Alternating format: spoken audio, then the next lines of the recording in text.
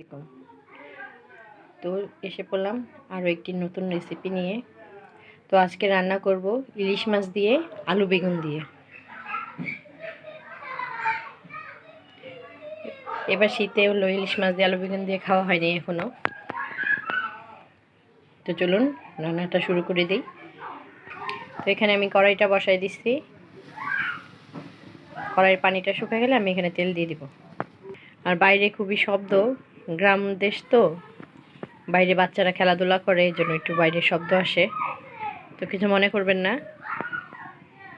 তো আসুন রান্নাটা শুরু করি। আমি এখানে তেল দিয়ে দিছি।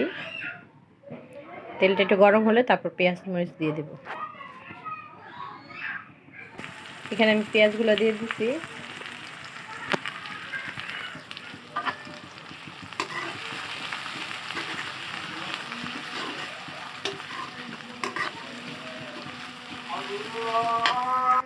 পেঁয়াজটা নরম হয়ে গেছে, এখানে আমি এখন লবণ দিয়ে দিব।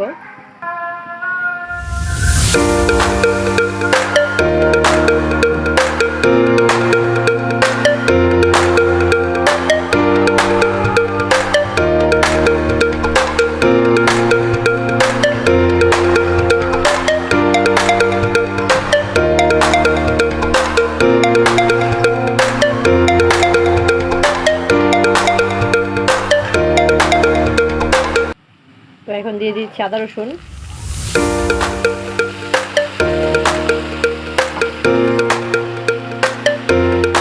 এখন আমি মশলাগুলো দিয়ে দিচ্ছি।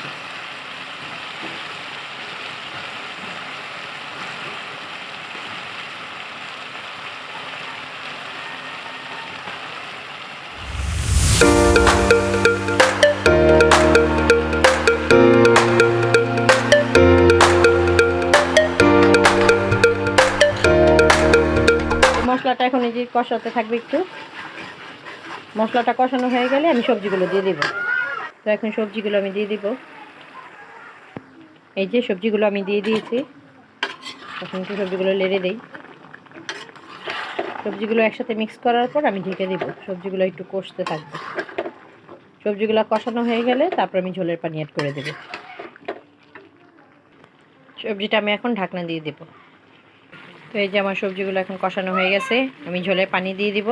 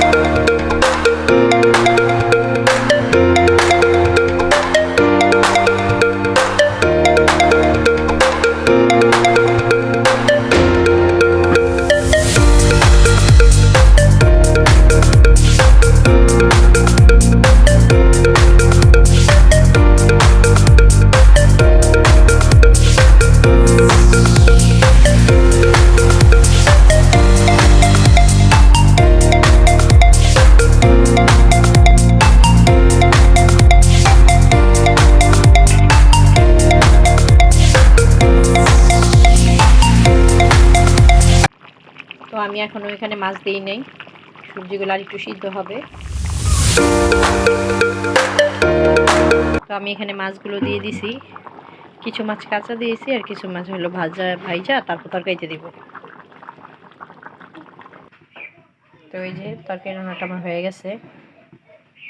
আরও কিছু মাছ আমি ভেজে তারপর উপর দিয়ে দিব। তো আমার রান্নাটা যদি আপনাদের ভালো লেগে থাকে প্লিজ একটা লাইক দিয়ে দিবেন, আর আমার চ্যানেলটাকে অবশ্যই সাবস্ক্রাইব করে দেবেন। তো আজকের মতো এখানে বিদায় নিচ্ছি, আবার দেখা হবে। আল্লাহ হাফেজ।